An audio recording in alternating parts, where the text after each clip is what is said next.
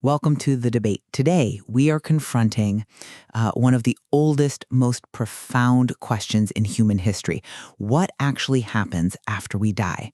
We are diving into the possibility, and I'd say the likelihood of consciousness surviving the physical death of the brain, the existence of an afterlife, whether that takes the form of, heaven and hell, reincarnation, or simply some kind of spiritual continuation. Right. And this is a discussion that really forces us to reconcile the rigorous demands of empirical science with these very deeply held philosophical and spiritual beliefs. It's a necessary conversation, absolutely, but one where the claims made by, let's say, traditional systems place a huge burden of proof on the non-material side. Exactly. And I'll be presenting arguments that the persistence of consciousness is plausible and, frankly, highly likely. These arguments are supported by significant philosophical challenges to straight materialist reductionism and also a wealth of cross-cultural experiential evidence. My position is, well, basically the opposite. I am going to argue that all reliable, observable evidence dictates a much simpler, perhaps more constrained reality. That consciousness is fundamentally an emergent property of the physical brain.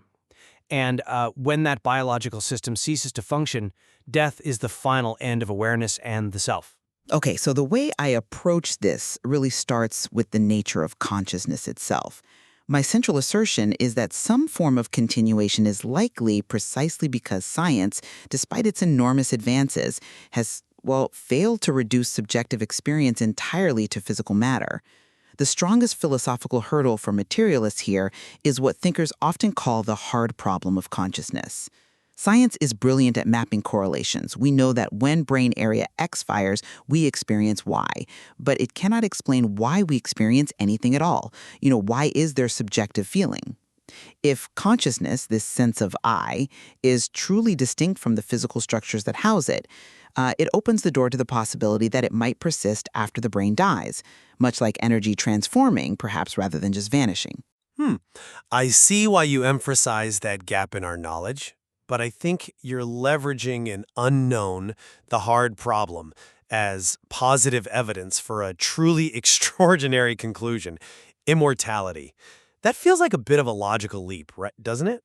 That philosophical opening, I think, gains weight when we look at the collective human experience. We have to consider the universality of belief. Across virtually all cultures and eras, the fundamental concept of an afterlife endures. You see it from the intricate systems of judgment in Abrahamic faiths to the cycles of reincarnation in Eastern traditions and the veneration of ancestral spirits pretty much globally.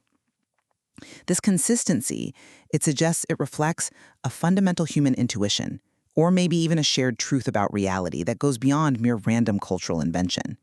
And finally, I find support in, moral necessity. The profound injustice and moral chaos we often observe in this world seems to demand a coherent framework for ultimate moral balance, which arguably only an afterlife can provide. Okay, I approach this entirely differently, really starting from what we can reliably verify. My position is that consciousness is demonstrably an emergent property of the brain, and we simply have no testable, repeatable evidence for its survival. I mean, we have millennia of claims and essentially zero repeatable confirmation. We can't just set aside the demands of evidence simply because the question is profound or, deeply felt. But you're limiting your definition of evidence entirely to the laboratory setting, perhaps. I limit it to what is verifiable and predictable. Yes, neuroscience shows us time and time again that the mind is fundamentally tied to the brain. Think about the dependence. Damage or alteration to specific regions of the brain affects or even destroys memory, personality, perception. If the core of the person, their memories, their judgment, their capacity for morality, can be fundamentally altered or erased by a simple injury or even a chemical imbalance, that strongly implies the self is the biological process. When the biological system ceases, the consciousness, it ends. You assume the process ending means the essence is annihilated. I tend to think the brain acts more like a receiver or a translator. And I argue the brain is the radio, not just the receiver. Moreover, we have to address the burden of proof.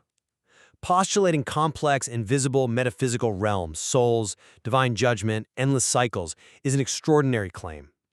The default position of skepticism is, I think, completely justified when there is such a complete absence of evidence, despite millennia of human inquiry. We really should apply Occam's razor here. The simplest explanation, overwhelmingly supported by physical observation and neuroscience, is that death is final. Postulating these complex, undetectable systems just multiplies assumptions unnecessarily when a direct, observable explanation works. Okay, I think we need to confront that dependence head-on, because that leads us right into our first substantive disagreement, the nature of consciousness itself. You argue for strict reducibility. I argue for a survival based on an enduring essence. You mentioned brain damage. Let's think about the profound intuitive gap most people feel. Humans intuitively sense a difference between the physical body, the vessel, if you will, and the self, the mind or spirit. This deep intuitive dualism, I believe, supports the idea that there is an enduring, non-material essence, a soul, which uses the brain as a necessary interface for this reality. Look, that deep intuition is powerful, I grant you that. But intuition isn't evidence. Intuitive dualism doesn't automatically equate to ontological reality. The hard problem being unsolved just means we haven't mapped the final stages of emergence yet. It's not some positive signpost pointing toward immortality. And if we're going to believe in an immaterial soul that is the real you, why is it so easily manipulated by biological failures? The classic case of Phineas Gage, the 19th century railway worker who had a rod shot through his skull, is a perfect example. His intellect remained largely intact, but his morality, his personality, his very essence was fundamentally altered by physical damage to the frontal lobe. Now, if his core self resided in some indestructible, non-physical soul, that physical damage shouldn't have been able to turn a conscientious man into an impulsive, profane one. Well, it suggests the soul is dependent on the biological translator for expression within this dimension, not that the soul itself is annihilated or changed fundamentally. The integrity of the lens affects the image projected, but the source of the light remains. And if we want to move beyond philosophy and intuition towards more experiential evidence, we find potential confirmation that consciousness can operate outside those normal biological constraints. I'm thinking specifically of verified or verifiable near-death experiences, NDEs. Right. That is definitely a critical area for this debate. It really is. We have numerous reports where patients, while clinically dead, flatlined, EEG showing minimal or absent activity, report specific, accurate details of their surroundings, sometimes even events occurring in adjacent rooms or things happening above the operating table, which they had absolutely no conventional means of knowing or perceiving. This ability to gain accurate, verified knowledge while the biological system is demonstrably offline strongly suggests consciousness isn't merely some byproduct of a dying brain flickering out. That's a compelling narrative, absolutely. But we have to rigorously examine the naturalistic explanations, which are, frankly, far more common and well supported by physiology. Near-death experiences are, in my view, better explained as endogenous, brain-generated hallucinations. We know that extreme stress, oxygen deprivation, hypoxia, and the release of powerful neurochemicals like endorphins or perhaps even DMT during the dying process can trigger incredibly vivid, complex sensory experiences. Furthermore, the content of these visions is demonstrably shaped by cultural conditioning. A Hindu subject is much more likely to see Yama Raja or experience something related to samsara, while a Christian subject will probably report seeing Jesus or the pearly gates. This variability strongly suggests an internal, neurobiological mechanism at play, not some objective external realm being visited. But the veridical reports seem to defy that standard hallucination explanation. If I'm clinically dead and my brain is starved of oxygen, I should be hallucinating based on my past memories or cultural expectations, not accurately describing, say, the specific type of shoes worn by a nurse who just walked into the room, or a conversation held by family members down the hall, outside the recovery area. These are objective, sometimes confirmed data points gained during a period of clinical unconsciousness. Well, that's often where the rigor fails, unfortunately.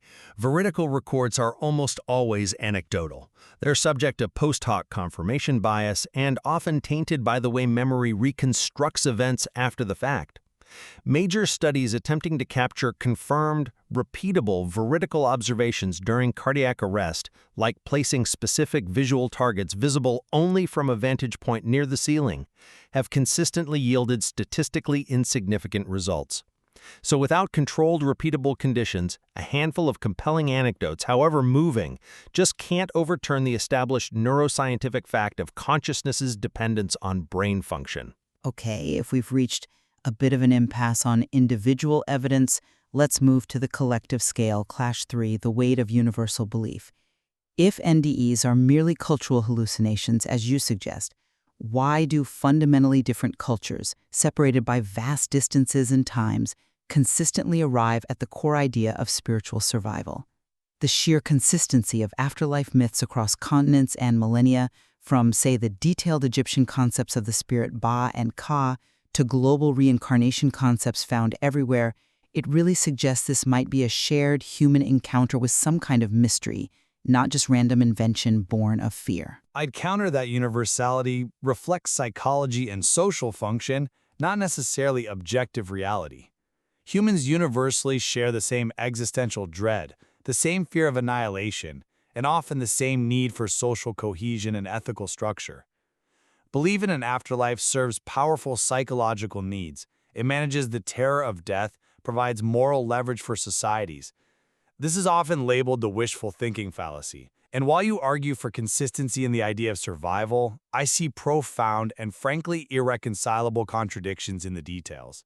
You can't logically have both eternal personal judgment, where the self is permanently fixed, like in many Abrahamic faiths, and also have an endless cycle of impersonal rebirth, where the self dissolves and reforms, like in many Eastern faiths, as simultaneously objective external truths. The very fact that these models are so different suggests they are successful cultural constructs designed to manage mortality, not accurate glimpses of a single, shared ultimate reality. That's a sharp observation regarding the contradictions, certainly, but I think you might dismiss the shared core too quickly. The contradiction is often in the framing, judgment versus cycle, not necessarily in the fundamental existence of survival itself. They both affirm the essential non-finality of the self or consciousness. That shared affirmation, I think, is the critical point. The critical point for me is that we have compelling examples of universal yet fundamentally false beliefs throughout history. Think about the overwhelming, almost universal belief that the sun revolved around the earth. It felt right, it seemed obvious, it was satisfying and widespread, but it was false. The fact that a belief is comforting and common doesn't make it true. All right, then let's address the moral imperative, perhaps our final clash here. I return to the moral argument. The possibility of continuation provides profound ethical grounding. When we look honestly at global history and even current events, massive injustice often prevails. Tyrants die peacefully in their beds. Innocents suffer without any recourse in this life. The necessity of an afterlife provides, arguably, the only coherent framework for ultimate cosmic justice and meaning. Without it, the universe isn't just indifferent. It seems fundamentally arbitrary, maybe even cruel. I find that to be an emotionally understandable position, truly, but one that risks elevating emotional desire above empirical reality. The argument that the moral order must be satisfied in a next life is really a plea for cosmic fairness. It's not a logical argument for its existence. Actually, I'd argue that death as finality does the opposite of inducing nihilism. It gives urgency and ultimate value to this present life. If this is all we have, then the necessity of creating fairness, establishing ethical systems, and fighting injustice is placed firmly and squarely on humanity right here and right now. Deferring justice to some invisible, unproven realm can, ironically, perhaps even reduce the responsibility we feel towards the very real suffering that exists today. But the weight of knowing or believing that there is no final consequence for profound evil is in itself ethically destabilizing for many. The potential for survival provides, I would argue, a necessary ethical anchor that supports human striving for goodness, knowing that meaning isn't purely fleeting and actions have ultimate weight. And I maintain that the urgency of a fleeting existence is the true anchor. Meaning is manufactured, created within mortality, and perhaps all the more precious for it. Well, this discussion has clearly demonstrated the immense tension, hasn't it, between what our current measuring tools can confirm and what philosophy, psychology, and deep human intuition seem to suggest. Absolutely. We've definitely established that the debate inherently spans way beyond the strictly empirical, touching on the deepest questions of identity, ethics, human psychology, areas where purely materialist explanations arguably reach their limits. So, to summarize my position, science has encountered a genuine philosophical wall when trying to fully explain consciousness, the hard problem. And this, combined with consistent cross-cultural testimony, even if anecdotal, and the philosophical need, I think, for ultimate justice, makes an afterlife a highly credible proposition, one that demands serious consideration, even if it currently resists standard empirical verification. And I'll summarize by asserting that every line of reliable, testable evidence, particularly from neuroscience, affirms the complete dependence of the mind on the functional physical brain. The afterlife remains an extraordinary assumption unsupported by objective data. While the concept is deeply comforting and clearly fulfills essential human psychological needs, we must be careful not to confuse that psychological comfort with objective truth. For me, the acceptance of non-existence after death gives life its ultimate precious value, forcing us to contend with reality as we find it and create our own meaning right here and now. We leave it there for the listener to weigh the evidence, the arguments from these diverse and essential perspectives.